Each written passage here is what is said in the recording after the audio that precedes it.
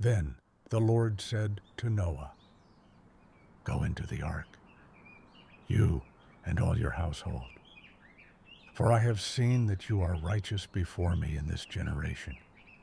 Take with you 7 pairs of every clean animal, a male and its mate, and a pair of the animals that are not clean, a male and its mate, and 7 pairs of the birds of the heavens also, male and female, to keep their offspring alive on the face of all the earth.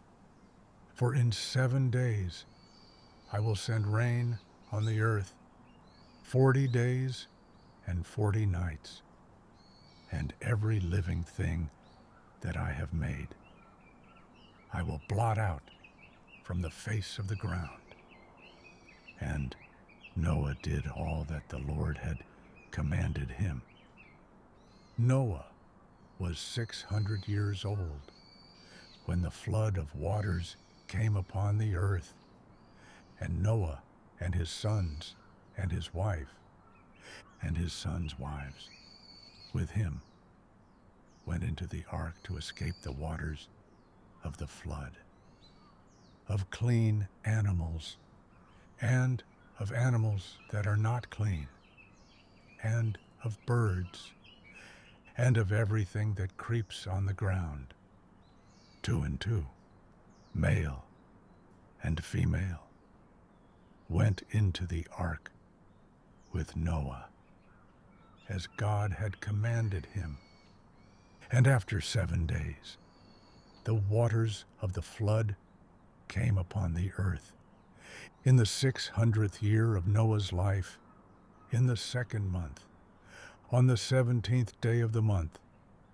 On that day, all the fountains of the great deep burst forth, and the windows of the heavens were opened, and rain fell upon the earth 40 days and 40 nights. On the very same day, Noah and his sons, Shem and Ham and Japheth, and Noah's wife and the 3 wives of his sons, entered the ark, they and every beast according to its kind, and all the livestock according to their kinds, and every creeping thing that creeps on the earth, and every bird according to its kind, every winged creature. They went into the ark with Noah, 2 and 2 of all flesh, in which there was the breath of life. And those that entered, male and female of all flesh, went in as God had commanded him. And the Lord shut him in. The flood continued 40 days on the earth. The waters increased and lifted up the ark, and it rose high above the earth. The waters prevailed and increased greatly on the earth, and the ark floated on the face of the waters, and the waters prevailed so mightily on the earth that all the high mountains under the whole heaven were covered. The waters rose 15 cubits higher, and the mountains were covered, and all flesh died that moved on the earth, birds, livestock, beasts, all swarming creatures that swarm on the earth, and all mankind, everything on the dry land in whose nostrils was the breath of life, died. God blotted out every living thing that was on the face of the ground, man and animals and creeping things and birds of the heavens. They were blotted out from the earth. Only Noah was left, and those who were with him in the ark. And the waters prevailed on the earth for 150 days. The flood subsides, and God makes a promise. But God remembered Noah, and all the beasts and all the livestock that were with him in the ark. And God made a wind blow over the earth, and the waters began to subside. The fountains of the deep and the windows of the heavens were closed. The rain from the heavens was restrained, and the waters receded from the earth continually. At the end of 150 days, the waters had abated, and in the 7th month, on the 17th day of the month, the ark came to rest on the mountains of Ararat, and the waters continued to decrease until the 10th month.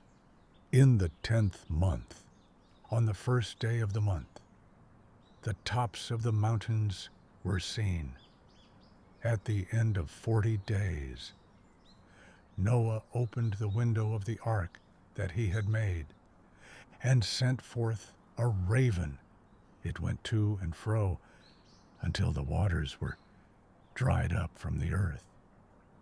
Then he sent forth a dove from him, to see if the waters had subsided from the face of the ground. But the dove found no place to set her foot, and she returned to him in the ark, for the waters were still on the face of the whole earth. So he put out his hand and took her, and brought her into the ark with him.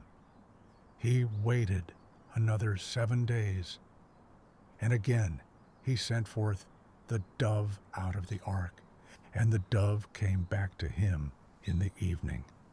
And behold, in her mouth was a freshly plucked olive leaf.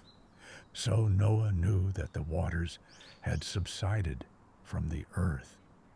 Then he waited another 7 days, and sent forth the dove. And she did not return to him any more. In the 601st year, in the 1st month, the 1st day of the month, the waters were dried from off the earth. And Noah removed the covering of the ark, and looked, and behold, the face of the ground was dry. In the 2nd month, on the 27th day of the month, the earth had dried out. Then God said to Noah, "Go out from the ark, you and your wife, and your sons and your sons' wives with you. Bring out with you every living thing that is with you, of all flesh, birds and animals, and every creeping thing that creeps on the earth, that they may swarm on the earth, and be fruitful and multiply."